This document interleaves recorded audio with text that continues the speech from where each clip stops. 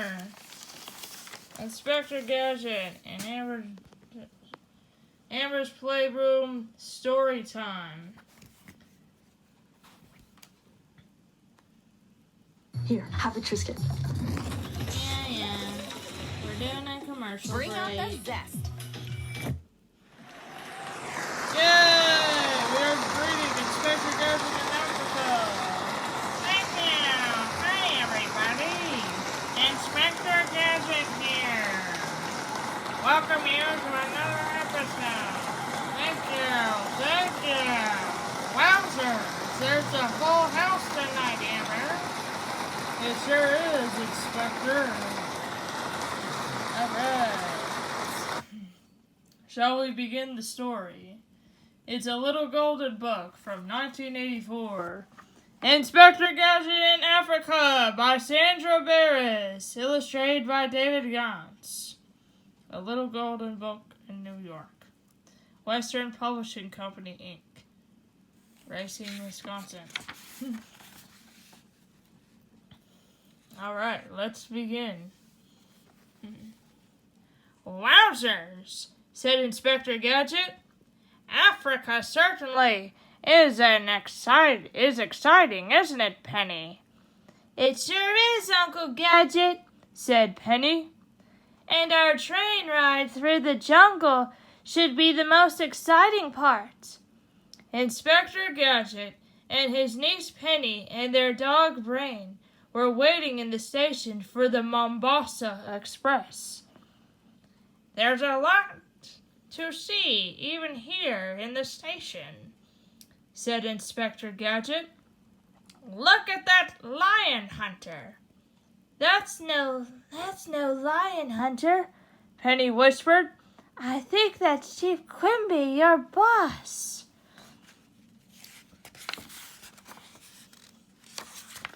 Looky here. It's Chief Quimby, everybody!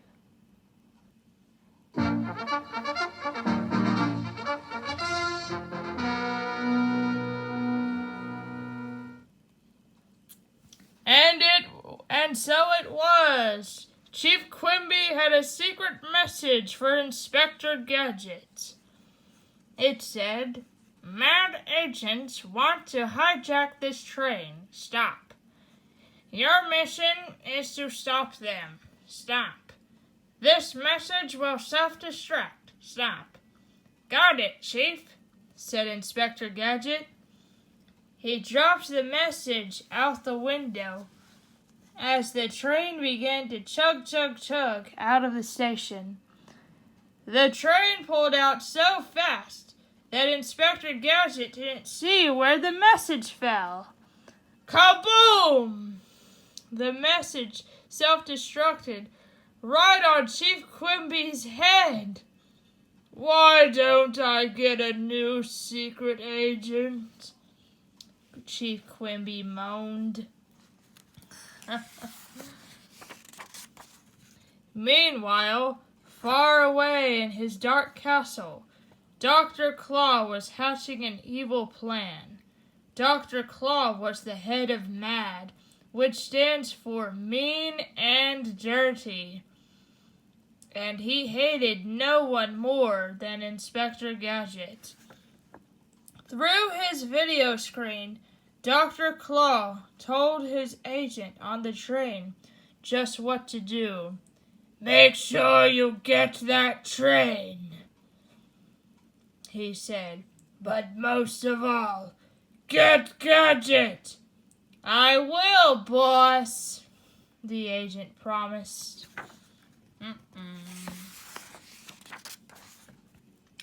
As the train whizzed through the jungle, Inspector Gadget and Penny and Brain were settling into their cozy compartment.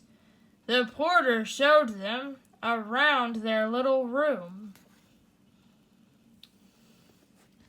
The beds open up like this, he said. They're very comfortable. Why don't you try one? I could use a nap. Oh, Inspector Gadget said with a yawn. He climbed into one of the beds. Swack! The bed crashed shut with Inspector Gadget in it. "Go, go, Gadget coat," said Inspector Gadget.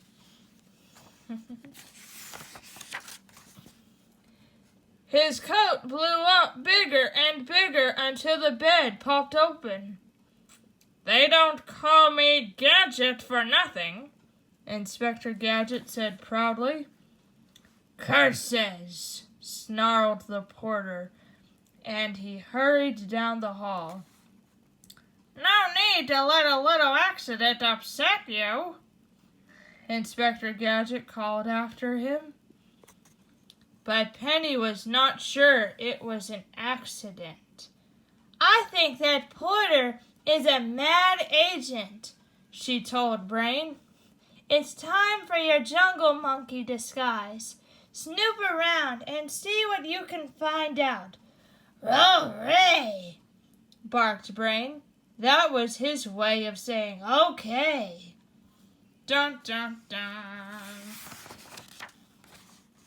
That evening, in the fancy dining car, Inspector Gadget couldn't keep from staring at a nearby table. "What's a monkey doing in here?" he whispered to Penny. "Maybe that's the mad agent Chief Quimby warned me about."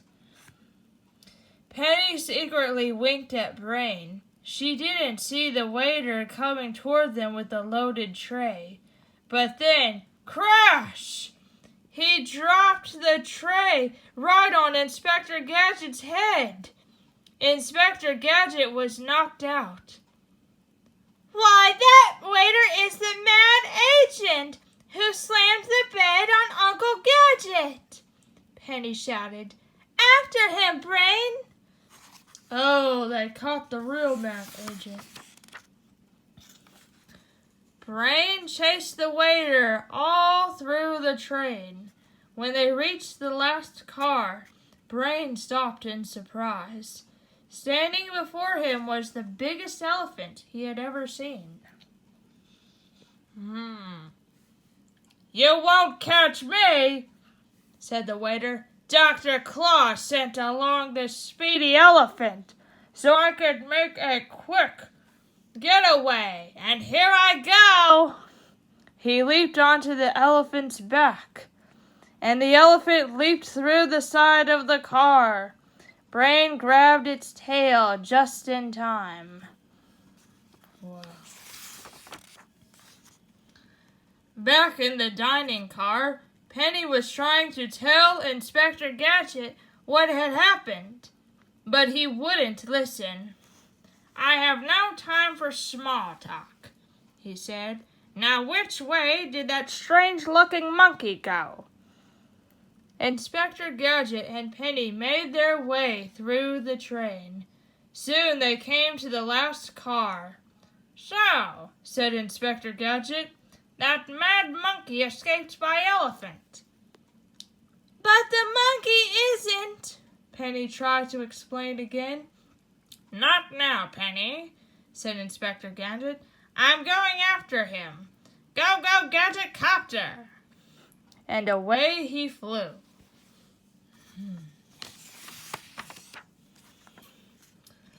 Brain was still bumping along behind the getaway elephant. At last it stopped. Brain jumped down and hid in the bushes. The agent climbed down and set to work, placing sticks of dynamite on the railroad tracks.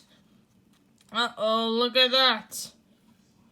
Dr. Claw was watching on his video screen. "We couldn't get Gadget on the train," he snickered. "But no matter. We'll simply blow up the whole train and Gadget with it." Inspector Gadget was not getting very far with his copter, but he knew there was not a minute to lose. "That monkey will get away," he cried. "Go, go, Gadget skates!" And away he rolled down the tracks. Yeah. Look at Inspector thinking outside of his brain box. From the train, Penny buzzed Brain on their two-way watches. Through her watch's tiny video screen, Penny was able to see the mad agent lighting the fuse. "Dynamite!" she exclaimed. "Stop him, Brain!" Brain turned the long tail of his monkey costume into a lasso. He twirled the tail and threw it. Just then, Inspector Gadget came rolling by. "Wowzers!" he shouted as he came crashing down on the agent. Whoa! He caught him. "You should never play with matches," said Inspector Gadget to the agent. "It could be dangerous, especially with all these trees around." He blew out the match and stood up to brush himself off. Brain tied up the agent. The train was coming around the bend, but it squealed to a stop just in time. Everyone hurried out to see what had happened. Chief Quimby flew in by helicopter. "Congratulations, Gadget," he said.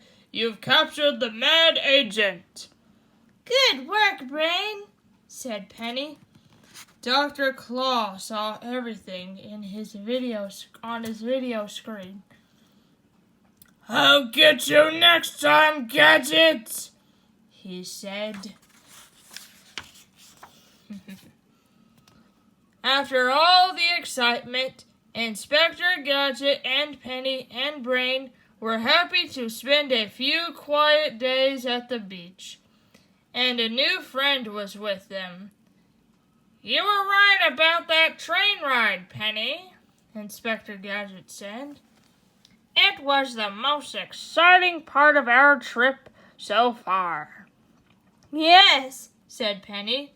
"But now I'm looking forward to our nice quiet elephant ride home." The end. And that is the end of tonight's story of Inspector Gadget in Africa. Wowzers, Amber. I sure did have a great time in that adventure a long time ago. I know you did, Inspector. Well,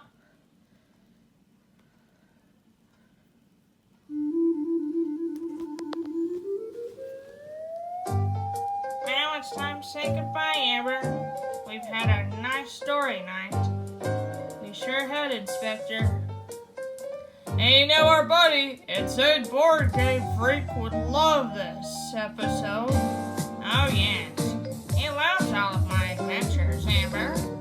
He certainly does, Inspector. You know, we all have to remember that we love creating stories. We sure do, Amber. And I hope you all have a great night. Yeah, Inspector.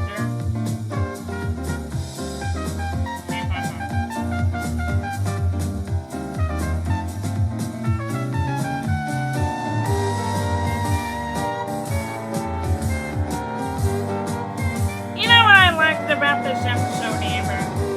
What's that, Inspector? I really like the part when I encountered the elephant. Oh yeah, when you encountered the elephant, Inspector. Well, bye everybody. Bye everybody. From Amber Jacobs and the Inspector. And have a great night.